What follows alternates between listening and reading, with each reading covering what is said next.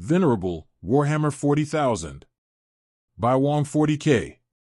Warning: this fiction contains graphic violence. The Iron Lord's chapter is one of the many successor Astartes chapters of the Venerable Iron Hands, known for their exceptionally stern demeanor and lauded xenophobia. Dreadnought Vaax, who was attached to one of the chapter's strike force, was awakened before schedule. That could only mean one thing: it was time for another war on their endless operations for humanity's mastery of the stars. Genres are space opera, war and military, grimdark, non-human lead, sci-fi, action, adventure, short story, soft sci-fi. Chapter 01: Awakening. The Iron Lord's chapter is one of the many successor chapters of the Venerable Iron Hands. The Iron Lords are known for their exceptionally stern demeanor and lauded xenophobia. They maintain the blockade of the Grendel stars, confining the vile alien species within that region of space. Only when the last Xenos has been scoured from the galaxy shall the Imperium know peace. Captain Duthari, Iron Lord's fourth company. Lord Vaax. He groaned internally as his name was being called. From many past experiences, he knew this signaled the end of another long, dreamless slumber. Lord Vaax? Someone was calling him again, the annoying sound reverberating inside his head. He slowly regained full consciousness and gained awareness of his surroundings. A numbing, bone-chilling, inky darkness and a low resonating hum surrounded him, as they always had for centuries. It took a moment to clear the fog from his mind. He groaned silently again and swore that this only got harder each time. With a thought command pulse, a chronometer was summoned into his field of view. A string of numbers lit up in the darkness, superimposed on his retina. He read the numbers dispassionately. A quick note on the date informed him it was not the scheduled date for deep maintenance rituals. He noted his own mental clarity and gave thanks to the Primarch that the weakness of mental regression still had not hit him yet. Then his attention shifted back to the time again. To awake him before schedule could only mean one thing: it was time for another war. Lord? The voice asked again. Are you awake? Voice on. Yes. His voice boomed. It has been a while since he had last spoken. His own voice resonated back at him in his dark confines, an incredibly deep and harsh sound created by a vocal synthesizer. This always brought back the memory of his first speech in this environment. Lord, you should reach 100% operational capacity within the next 300 seconds. Very well. He replied. Dismiss date. Timer 300 seconds. Countdown now. With another mental command, the calendar was dismissed and replaced by a timer showing the desired countdown. Display master status. Data windows appeared in his vision. A mere glance told him enough of his current status, that everything was as it should be. Satisfied, he willed the master status display windows away. Visual on. His field of view came to life. The sudden appearance of real light after so long triggered his instinct to blink, though in truth that was a biological function that was obsolete in his current form. These days he gained his vision via direct data feed to his optic nerves. He saw himself looking down from a standing position. In front of him was a figure clad in bulky crimson armor holding a stylized axe, with two servo arms protruding from the back of his massive frame. The Tegmarine did not wear a helmet, revealing that one of his eyes was a cold cybernetic orb that glowed dimly in the low light, while the other still biological eye looked up with veneration. Although from his point of view the Tegmarine looked so much shorter in comparison to himself, it was from the various human-sized servitors slaving around that portrayed the true scale of things. Towering head and shoulders above the servitors, the Tegmarine was at least 7 feet tall. Even so, the Tegmarine still had to look up at Vaax because he was an Astartes dreadnought walker that towered nearly 4 meters in height and weighed 12 standard tons, most of which is the heavy armor covering his frame that was impervious to all conventional small arms fire. Brother Tegmarine Ruthal. The dreadnought acknowledged the Tegmarine. Lord Vaax, it has been a while. Ruthal bowed his head. As one entombed inside a cyborganic sarcophagus of a dreadnought, Vaax commanded great respect from his battle brothers. In addition, due to the culture of his chapter, Vaax enjoyed an even greater status than most dreadnoughts in other Space Marine chapters. Only 18 solar years, 3 months and 4 days since we last spoke. Let us dispense with the pleasantries, make haste with the rest of the rituals. As you wish. The Teg Marine grabbed a thick cable behind him and plugged it into an opening on Vaax's chassis. A visual prompt appeared in the Dreadnought's vision, confirming if he wished to accept the connection. Yes. With that, Vaax was connected into the primary cogitator of the Astartes strike cruiser Wool of Iron. Priority update messages for him popped up across his vision, and he glanced through them all, his superhuman processing greatly aiding in the rapid absorption of the massive data flowing before him. From the data stream received, Vaax understood that at this very moment the Wool of Iron was maintaining a low orbit around a planet designated Hermetica 4, a backwater imperial world orbiting a medium-sized star. Mission logs from the Wool of Iron recorded skirmishes with Orc void ships in the past few weeks. Orcs! Vaax muttered, his deep voice laced with disdain. The xeno species known as orcs were the widest spread of hostile aliens in the galaxy. Even so, their activities in this sector were relatively rare. Vaax had expected another massive run-in with the Bargesi, another xeno species that has plagued this region of the Grindel stars for as long as he could remember. Another visual prompt appeared, indicating someone was trying to contact Vaax via the data link. Typical of Astartes' efficiency, not even 5 Terran minutes after regaining consciousness, the commander of this strike force was seeking to communicate with him, and Vaax would not want it any other way. The Dreadnought noted the signature identity of the commander, accepted the prompt, and spoke before the other party could say anything. Hail, brother Captain Markin, belated congratulations on your promotion. For a Dreadnought, it was not uncommon to wake up to a totally different batch of battle brothers in between slumbers. However, from the records Vaax saw, the current mission was currently under the command of Brother Markin Rarnik. The last time Vaax was awake, Markin was but a veteran sergeant with some potential. A familiar voice came through the communication line. Lord Vaax, it has been a while. I am not a captain yet, addressing me as Force Commander will do for now. Upon hearing that, Vaax made a harsh sound that was close to scoffing. I see, your lack of proper political finesse is still dragging your feet. My calculus once suggested you should have been made captain last century if not for your underpolished bracer. That Iron Lord's expression for one lacking the ability to work well with superiors went unanswered. A while later, a sound that could only be described as a deep, very mechanical chuckle came through, and Markin finally replied. So glad to hear you have lost none of the legendary bluntness during your long slumber. I almost pity the fools who you will be crushing later. Such exchanges were rare in the Iron Lords, it could almost pass as banter amongst their ranks. They both paused for a moment. In the end, it was Markin who broke the silence. Welcome back, brother. Glad to be back. Vaax replied while reflexively spinning up the massive assault cannon that had replaced his right arm and clenching his glinting metallic left palm into a massive fist. Everything seemed to be in order, he was ready. Send me to the enemies so I can crush them. The Dreadnought declared as the countdown timer he started earlier reached 0 just as his operational capacity indicator reached the maximum level. It was time for war. Chapter 02 Deep Strike. The Steel Rain maneuver refers to one of the many tactics penned by the Ultramarines Primarch Robert Gilliman in his Codex Astartes in answer to a specific tactical need, allowing the use for multiple simultaneous and devastating deep strikes using drop pods to prevent being bogged down. It started off as a typical Astartes deep strike mission. Above the upper stratosphere of Hermetica 4, the Iron Lord strike cruiser Wool of Iron launched several drop pods. One of them was with Dreadnought Vaax inside it. Vaax was surrounded by darkness again. For a moment it was all quiet, but eventually it got noisier and noisier. Soon, the intense sound of rushing air being compressed and pushed away from the hull of his rapidly descending drop pod became deafening. This time, though, the familiar cacophony was mixed with a barrage of random warning chimes.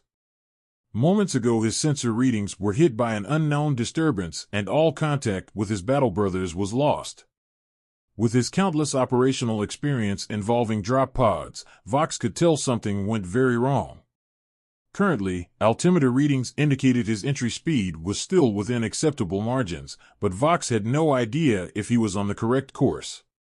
The rigid machine spirit residing in the drop pod did not respond to his repeated pestering for updates via the machine link. Vaax's mortal residue gnawed at what was left of his primal sense of fear as he recalled the atmospheric burnout incident of fellow Dreadnought brother Kralin above the planet Pelabura II. The notion that such a pointless death was a possibility vexed him greatly, but there was nothing he could do for now. Pinned inside his ride and at the mercy of fate, Vaax started reciting one of the many litanies of his chapter. Where the mind hesitates, overcome it. Where the body fails, replace it. Never waver. Never retreat. Never doubt. The flesh is weak. The weak shall be purged. What remains is strength. We lord over that strength. We are the Iron Lords. As if answering his silent prayers, the drop pod finally stabilized itself and continued its journey, though it was still a far from ideal ride. As the pod approached the landing vector, its retro boosters malfunctioned and did not properly deploy, resulting in its eventual landing with a deafening bang. Vaax could tell by the juddering motions of the pod that it had hit a light structure and crashed through it. By some miracle, the drop pod still landed on its base despite the carnage it endured. Tactical smokescreen was deployed a millisecond after the Lucius-patterned Dreadnought drop pod touched the ground, enveloping the whole area in a cloud of thick, opaque gray smoke. A second after that, the huge blast doors of his drop pod blasted open and a world of steam, smoke and dust, too thick even for a Dreadnought's enhanced visual sensors, greeted Vaax. Active Auspex on. As a war machine of the Adeptus Astartes, waging war in extreme environments was a routine occurrence, so the lack of vision did not deter the Dreadnought from his mission. Vaax activated his sophisticated Auspex array and stomped out of his tortured ride, his warrior instincts fired up as blips of positive life sign popped up one after another on his Auspex readings. Alarmingly, there were no readings of any friendly Astartes units nearby. Vaax realized he was cut off and surrounded, but such triviality was way beyond the concern of his half-life. It might be a good day to die. The Dreadnought mused, not for the first time since his half-living entombment, to himself. Weapons online. With that thought, he activated his weapons. The assault cannon on his right arm roared as it spun to life while his Auspex continued to pick up more life signs around him. From the readings, Vaax could see a swarm of blips surrounding him. Most of these contacts seemed to be running away from the site of impact, while a bunch of blips seemed to be stuck to the edges of some wall. Their movement patterns spoke of panic and shock as they struggled to find an exit to escape. Feeble Xenos, time to feel the wrath of the Emperor's finest. Vaax scoffed. His automatic firing solution calculus began tracking all the blips and started formulating a firing solution for maximum target acquisition. However, there were so many targets that his battle cogitator in charge of calculating ammunition usage promptly went into the red, forewarning the Dreadnought he could not afford to waste his rounds. Something else odd in his readings caught his attention. Almost all of the contacts were too short in stature to be normal orcs. The average orc boys was comparable to an adult human in height, but from the readings, the blips around him were far shorter. So these are Gretchens or Snotlings? In the light of he might be surrounded by the cannon fodder subspecies of the orcs, Vaax decided against wasting his limited ammunition on such lowly foes. Fine, conserving ammunition for more worthy targets. Vaax reasoned and stepped forth, intending to bring his other tool of extermination, the massive Dreadnought Power Fist, to bear. He stomped forth towards a heavy cluster of targets in the thick smoke, every step he took producing a loud, ominous thud on the ground. The contacts in front of him sensed his approach and went into a frenzied panic. Unable to see into the gray smoke, they scattered and darted all over the place, and some of them tried to run around and underneath Vaax. There is no escape. Vaax reached out towards a target that was attempting to run around him. With the skills he perfected from countless battles across dozens of worlds for hundreds of years, he easily caught his prey with his massive mechanical arm without visual aid. "Let me watch you panic and die, filthy alien!" Vaax roared as he retracted his arm to put what he caught into his point of view. He had intended to visually confirm his first kill on this planet and then start his rampage after that. This will be the first of many, like many worlds before this. Wait, what? What is this? Vaax was taken aback when the life form he caught came into focus from the visual feed. Instead of the small, green-skinned humanoid he was expecting to see, there was a reptilian-looking creature in the clutch of his iron fist. The animal was panicking, its taloned feet swinging pathetically in the air as it hopelessly tried to free itself from the dreadnought. As if to further confirm his suspicions, a line of words appeared in his field of vision superimposed onto the panicked creature as the battle auspex completed its scan. Lifeform analysis complete, Minutus Grox Domesticus. 99.96% confirmation. What he caught was a miniature domesticated grox, a favorite food livestock for a lot of frontier worlds. This place must be a breeding pit of sorts for the grox. Now that he got further from his pod, the smoke got thinner and he looked around to get a better bearing of his surroundings. It was then the dreadnought noticed someone was looking down at him from an elevated platform, and that the person was no alien. It was a human child, a small boy with a stupefied expression on his face. For a brief moment in time the boy and the Astartes war machine stood still, exchanging silent stares. Finally the dreadnought released his power fist, the grox letting out a feeble sound as it dropped to the ground and scampered off. Vaax finally realized he was in friendly territory, and that a deep strike mishap of truly epic proportions must have happened. Chapter 03 Village. The Greenskins had been spotted, and they were coming. In the main village hall, a meeting was underway to discuss the emergency. Forward spotters of the village had noticed a marauding group of orcs on bikes heading their way, much faster than expected. In the midst of the frenzied discussion, a loud explosion suddenly erupted from behind the village. Fearing the worst, the villagers stormed out and watched in horror as they saw a trail of smoke in the sky that led to a huge cloud of smoke and dust that rose from one of the grox pens. A little while later, a boy ran over from the direction of the smoking site shouting, "I saw it, an angel is here." "What are you saying, boy?" People started asking, but the overly excited boy was almost incomprehensible as he kept repeating his statement about an angel's arrival.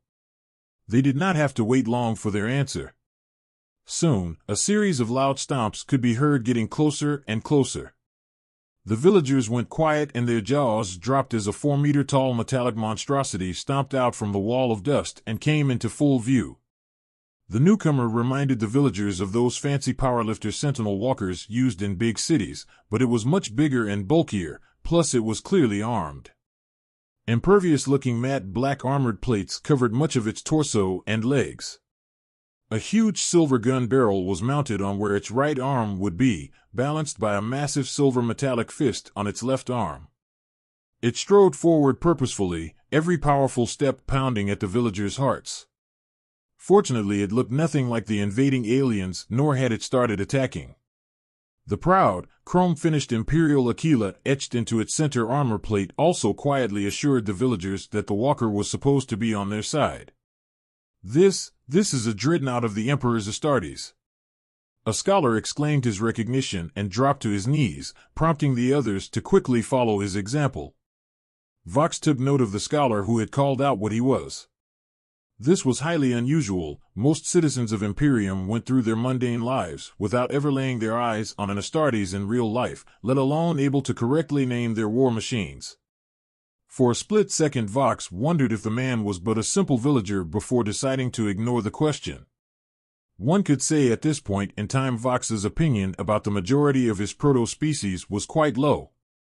With the exception of a few remarkable individuals like the occasional inquisitors Vaax had come in contact with, humanity did not impress him.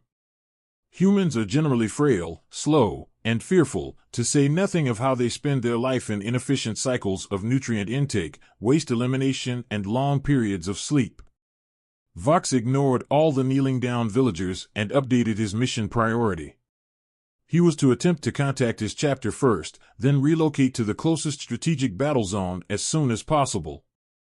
The Dreadnought made a mental note to find and dispense the appropriate punishment if this mishap was a mistake committed by some incompetent fool. Such weakness could not to be tolerated. Vaax was still walking away when one of the villagers approached him. Active auspex on. Just in case, the Dreadnought readied his storm bolter while he ran a quick scan on the approaching human. The scan revealed the man to be unarmed, so his approach was tolerated. The Dreadnought found his curiosity mildly piqued as the feeble man continued to get closer. Typically most humans would not even dare to get in his way, and the auspex readings had confirmed that the man was clearly nervous. "My lord! Bless the Emperor, you are here just in time," the man cried out, his low Gothic thick with a local accent.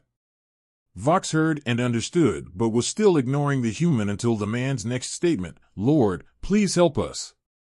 We were supposed to evaluate, but the greenskin aliens are right at our doorstep and will be here soon." The Dreadnought stopped walking and swirled his massive torso to face the puny, trembling man, and then hesitated. It had been almost 100 years since Vaax had last spoken to a human, and at this point in time he would rather not speak to one if he could help it. But the mission priority of purging Xenos came first, so the Dreadnought's harsh voice boomed in the dusty air. "Where are these greenskins?" Moments later, a towering Vaax had all the information he needed from the shivering and fidgety humans around him. It was understood that an orc warband, led by a particularly large specimen of their kind, was heading right their way and would reach shortly. All the villagers could muster were a few dozen individuals vouched to be seasoned and capable hunters, armed with antique lost guns. The Dreadnought quietly observed these men and women, noting with silent approval the practiced ease about the way they handled their weapons. Through his sensor readings, Vaax also noted the hunters had relatively lower heart rates compared to the rest of the civilians. In the light of this, Vaax had some degree of confidence in the hunters' marksmanship capabilities, but had little to no expectations from them when combat began. In Vaax's mind, if he could trade a notable orc's life for those of the whole village, it would still be considered a victory. The Dreadnought calculated the odds and concluded that a direct engagement would yield almost certain defeat, unless... Vaax started looking around the village, taking note of its layout and key features to even out the odds for the impending clash. It was kind of refreshing. It had been centuries since Vaax had led a mission. Vaax ran his calculus on the scenario again. While his own encounters with the orcs were relatively few, Vaax knew the greenskins and their weaknesses well. The greenskins were one of the most well-documented hostile alien species in the Imperium. While the Dreadnought silently contemplated the best action to take with the pieces in play, the villagers waited patiently despite their anxious concern. In truth, Vaax had not a single shred of care for the people around him, but in cold Medusan logic he knew getting their fullest cooperation would aid him in his mission. Vaax himself was a space marine ages ago and knew the value of good speeches, so he contemplated further on how to address the villagers. "Citizens," Vaax spoke after deciding on his words, and everyone present immediately visibly straightened.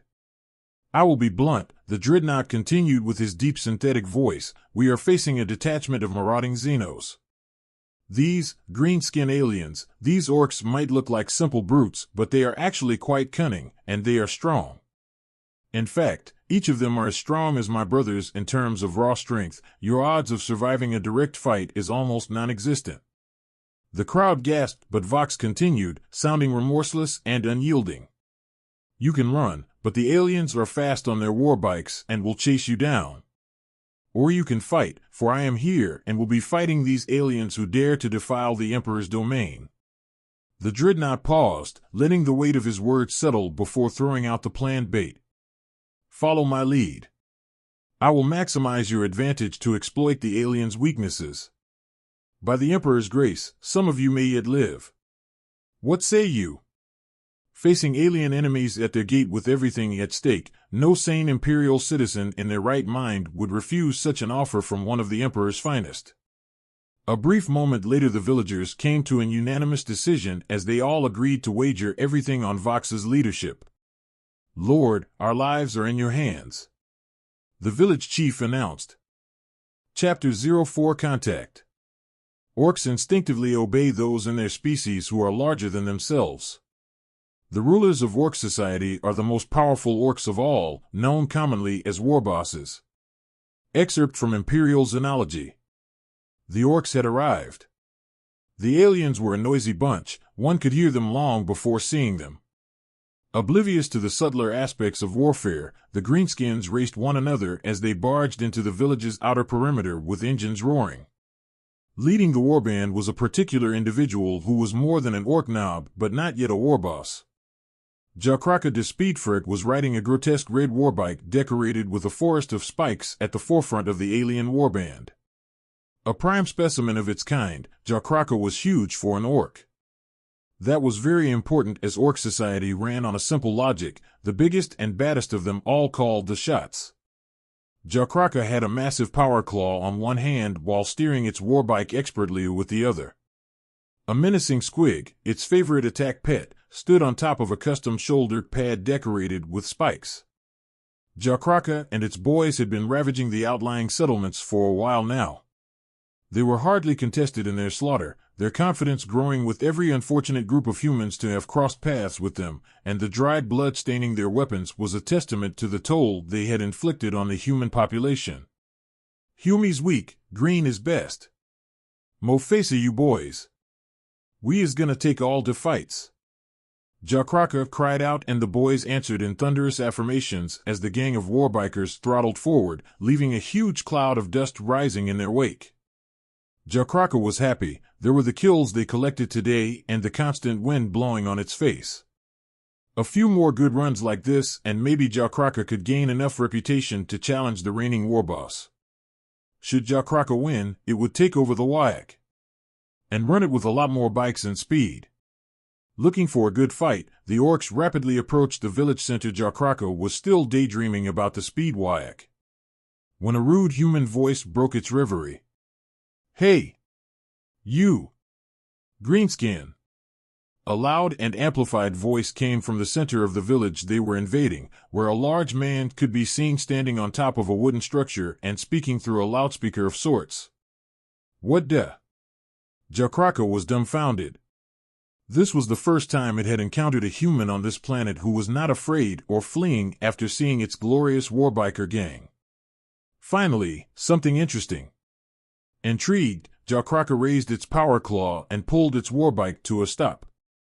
Emulating their leader, the rest of the boys did the same. Soon the entire orc warband had stopped at the edge of the village center, staring at the lone human. "You talking to me, Humie?" Jakraka roared, the orc's shouting voice rivaling the loudspeaker's volume. Seeing their leader's raw display of power, the boys cheered, expecting the human to back down. But that did not happen. "Yeah. You. The big orc. Are you the boss?" asked the big man, who then had the audacity to point at Jakraka with an accusatory finger. "If you are the boss, then fight me, one-on-one." "No, boys." Jakraka's boys scoffed at the human's challenge. They gunned their warbike engines and were about to run the human down when their boss' massive power claw was raised again, stopping them. Jakraka was intrigued again. Who did this puny Humie think he was talking to? Its ego challenged, Jakraka instinctively sized the man up. Sure, he was by far the biggest man it saw in this world. Going by orc logic, the man must be a big boss here, but Jakraka was still much bigger between the two. The man was also seemingly poorly armed. His armor looked petty with not a single spike on it. Not only were the Humies weak, they were also stupid. Jakraka could easily win, that much was certain to the orc. As Jakraka pouted these questions, the man taunted again. "Come on, orc. Are you scared? Come. Fight one-on-one." For an orc aspiring to be a warboss, appearing weak in front of its underlings was the last thing it would ever do, and Jakraka's response was immediate. "One-on-one. Me and you. You die slow." Jakraka roared, gunned its bike, and charged the challenger alone. The orc was furious now. As punishment for the man's insolence, it planned to beat but keep him alive for a while.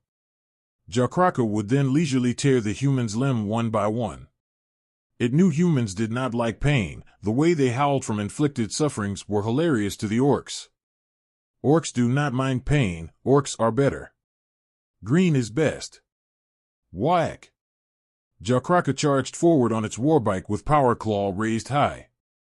The pet squig on its shoulder opened its huge maw, anticipating the coming carnage.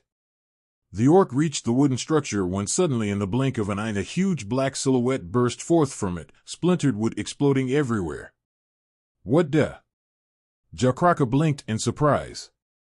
Jakraka saw the end coming in slow motion. Vaax tore through the wooden structure that had hidden him from the alien and his assault cannon blazing at point-blank range. The power claw was a dangerous melee weapon even to one such as him and had to be removed first. Carefully calculated firing solutions tore into the orc's arm, and Vaax watched with morbid satisfaction as the assault cannon rounds literally cut off the thick alien arm. Jakraka lost control of its warbike and slammed into Vaax just as its severed claw hit the ground, but the much heavier Dreadnought did not even budge. While the big orc was dazed, Vaax reached out and grabbed its head with his massive power fist. Activating the hydraulics on his metallic hand, Vaax proceeded to crush the alien's head. Jakraka struggled, howling in protest, but Vaax pressed further until he felt the orc's extra-thick skull give way with a quick series of sickening crunches. Soon the howling and struggling was no more and the alien's body hung limp. To be sure the orc leader would stay dead, Vaax fired the power fist's underslung storm bolter, pumping bolter shell after bolter shell into the alien, exploding it from the inside out. The splattering gore flew everywhere and Vaax paid no mind as chunks of alien meat soiled his jet-black armor. The Dreadnought was carrying out his grim task meticulously, all the while ignoring Jakraka's pet squig that was furiously biting his armored feet. After being satisfied that the impressive alien specimen was deceased beyond a reasonable doubt, Vaax raised the dead alien high for all to see and declared to the stunned orc boys, "I won. You all die now, Xenos." The Dreadnought then flung Jakraka's tattered body towards the aliens while stepping on the squig that was bothering him, flattening the beast with a satisfying stomp.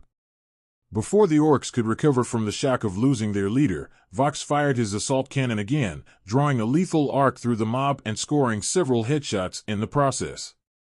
Attack! For the Emperor! Vaax amplified his vocal synthesizer's volume to maximum and at his command, the armed villagers who had been hiding on the roofs broke their concealment and began firing, adding further confusion to the invading aliens. Shocked, confused, and pressured by the ambush, the orcs reverted to their bestial instincts to kill and charged the closest enemy in their sight, the towering Dreadnought in front of them. Seeing none of the aliens had another power claw between them, Vaax gladly obliged in their frenzy for melee. Since the opening attack was executed flawlessly and resulted with the orc leader dead, Vaax took a second to revise his calculus, increasing the odds of survival of him and the villagers. Today would be a good day to die, but logically Vaax knew it was always better to live and serve the Emperor another day. Chapter 05 The Clash. Filthy Xenos. Surrounded by the sworn enemies of his chapter, Vaax could not help himself with that sentiment as the battle began. The incoming orc mob was so close he could see the foaming mouths of the screaming greenskins. Elsewhere, the other orcs had engaged the villagers. Vaax had done what he could by providing the humans with a strategy that maximizes their tactical advantages using ambushes and defensive choke points. He had even schemed and successfully took out the aliens' leader. But like him, the humans were on their own now. The Dreadnought watched with cold fury as more than a dozen frenzied orcs swarmed him on foot and warbike, shouting their barbaric war cries with crude melee weapons held high. Vaax knew these weapons could do little to his heavy plate, so he met the alien mob head-on to dispense the Emperor's fury without reserve. Vaax plowed into the tide of oncoming greenskins swinging, obliterating a few orcs in the front row outright. Skin, bones, brain, teeth and more splattered all over his frame as the sizzling energy field of Power Fist smashed into dense organic material with devastating force. The Dreadnought's momentum carried his multi-ton armored bulk straight into and through the alien mass, crushing bones and flattening bodies in his wake. The carnage, however, did not dissuade the orcs, and soon then they were attacking Vaax, smashing their war bikes and weapons against his warplate. The greenskins were superhumanly strong, but not strong enough. The familiar banging sounds assured Vaax his adamantium armor was maintaining its structural integrity. While these orc boys did not possess the means to break Vaax's sarcophagus, if enough alien mass were to climb onto him, his walker frame might topple, so he worked quickly. Armed with the experience from countless battlefields, the Dreadnought worked with brutal efficiency. Vaax tore into the swarming orcs, power fist swinging, assault cannon and storm bolter blazing. With every attack he crushed more skulls, shattered bones, smashed bikes, severed limbs and punched through whole torsos.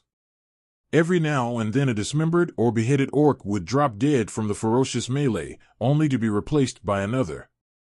Heedless of their losses, the savage aliens persisted in their attempt to overcome the lone space marine walker with their numbers. In the frenzy of it all, Vaax managed to grab hold of a sturdily built individual, planted his mechanical feet firmly on the ground, and then began rotating his upper torso like a top.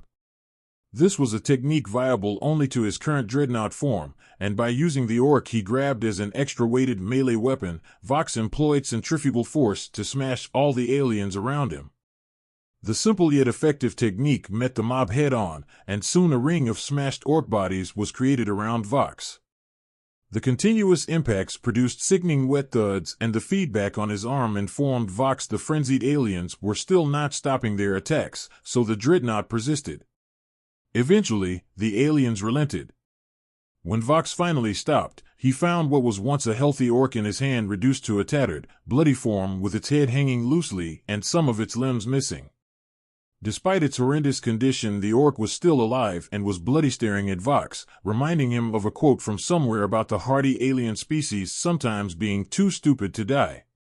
"You were handy, alien," Vaax remarked and dropped the half-dead orc. He then finished the wretched creature with a heavy stomp on its head, adding another pile of crushed alien meat on the already bloodied ground. That contemptuous display done, Vaax started firing his assault cannon again into the now faltering mob, downing a few more aliens. Sensing the orc's hesitation, Vaax roared his challenge. "Come.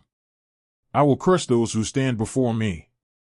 For a split second, Vaax's amplified voice managed to drown out all the sounds of fighting around him. From the dwindled mob, a lone orc answered his provocation and charged him. Seeing that only an individual had answered his challenge, Vaax decided to make an example of it.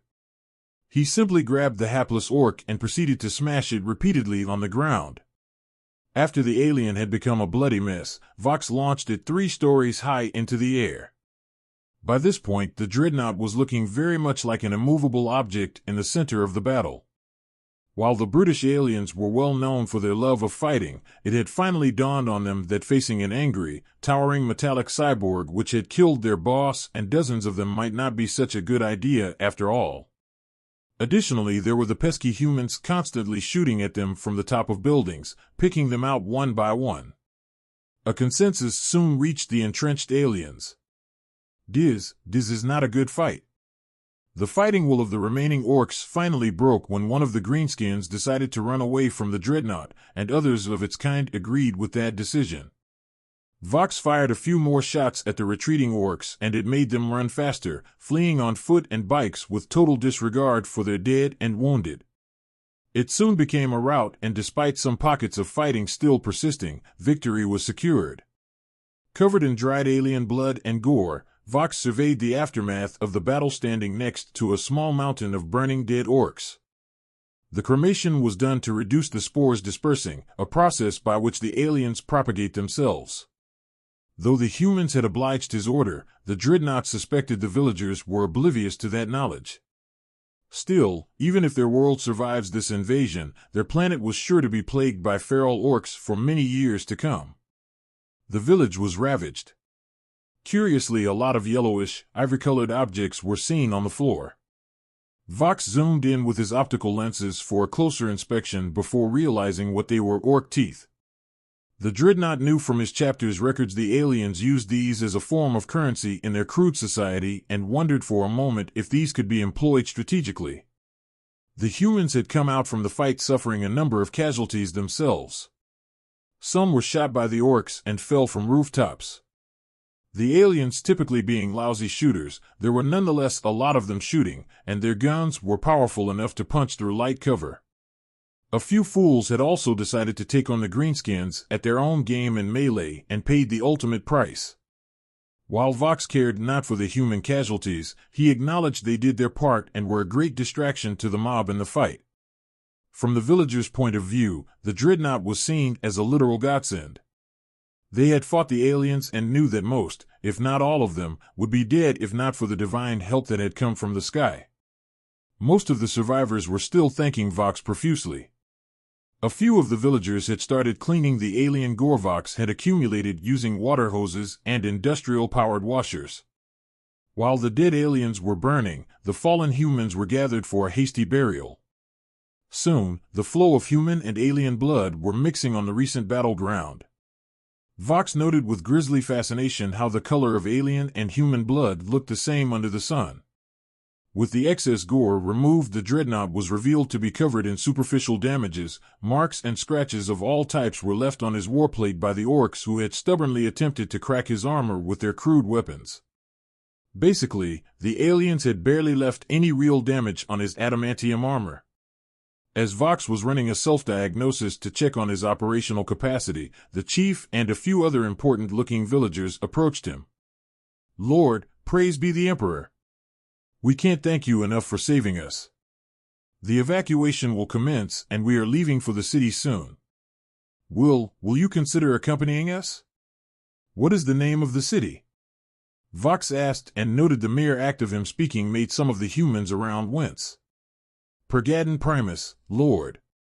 The Dreadnought checked his internal records and found that the city in question was quite close to his originally intended drop site. With no way of contacting his chapter for now, it seemed like he will be tagging along with the humans on this journey.